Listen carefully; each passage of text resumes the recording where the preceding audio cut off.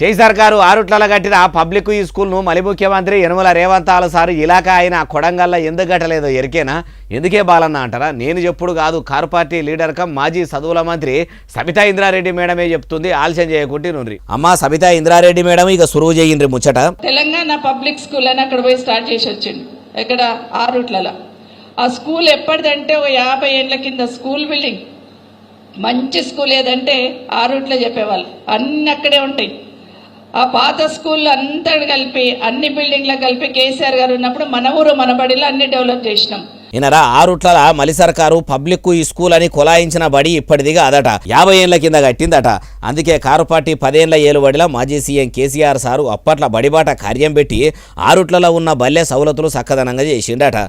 ఇప్పుడు చేయి సర్కారు కట్టలేదా అంటే మేడమే మొత్తం ముచ్చట చెప్తుంది ఈయనుండ్రి. వాటికి మళ్ళీ సున్నమేసి ఆ 15 ఎకరాల భూమి ఉంటుంది ఆడనే గ్రౌండ్ ప్రిపేర్ చేసి ఆడ తెలంగాణ పబ్లిక్ స్కూల్ అన్ని స్టార్ట్ చేసి వచ్చిండు. మరి మీ నియోజకవర్గంలో ఎందుకు స్టార్ట్ చేయలేదు తెలంగాణ పబ్లిక్ స్కూల్?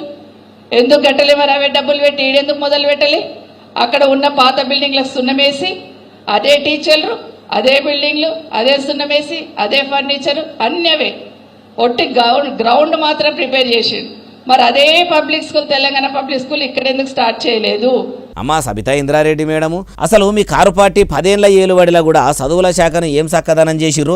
మాజీ సీఎం కేసీఆర్ సారు ఏలుబడిలకు రాగానే KG to PG ఉచిత నిర్బంధ విద్య అమలు చేసి ఉంటే రిక్షదొక్కటాయన కొడుకు ఎమ్మెల్యే కొడుకు ఒకటే ఈ స్కూల్లో ఒకటే బెంచి మీద కూర్చొని చదువుకోకపోదురా? మీ పాలనగిరిల ప్రభుత్వ పాఠశాలలు బాగలేవనే ప్రైవేటు పాఠశాలలకు పిల్లలను తల్లిదండ్రులు పంపిరి. ఇక మీ చదువుల శాఖలో ఏం చేసిండ్రంటే పరీక్షా పేపర్ల లీకులు తప్పితే పబ్లిక్ కు పనికొచ్చే పని అయితే చేయలేదు. అది నివోద్య కాదా అంటుర్రు ఈ ముచ్చటి.